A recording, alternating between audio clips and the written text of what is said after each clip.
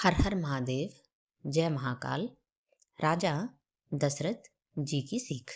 सीताराम जी के विवाह से जुड़ा हुआ किस्सा है।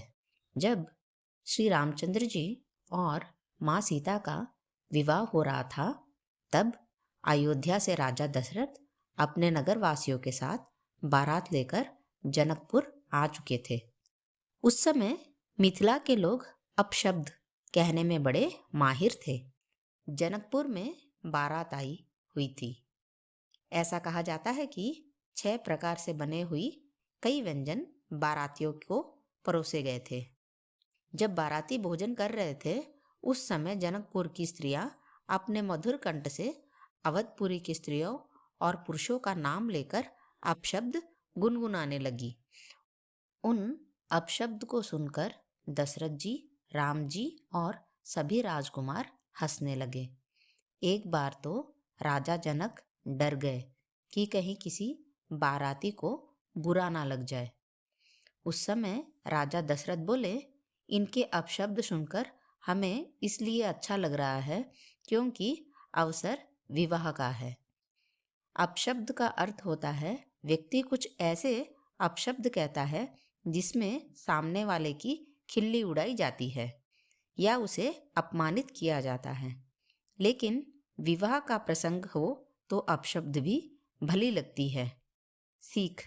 राजा दशरथ ने हमें सिखा दिया है कि किसी खास अवसर पर अपशब्द भी ऐसे बोलना चाहिए कि उसमें व्यंज हो, तर्क हो, लेकिन किसी व्यक्ति का अपमान नहीं होना चाहिए। ध्यान रखें, ऐसे अपशब्द को भूल कर भी ना बोले जिससे सामने वाला व्यक्ति अपमानित होकर क्रोधित हो जाए। अपशब्द भी किसी को हंसा सकते हैं। ये मिथिला वासियों ने उस समय हमें बताया था। हर हर महादेव, जय महाकाल।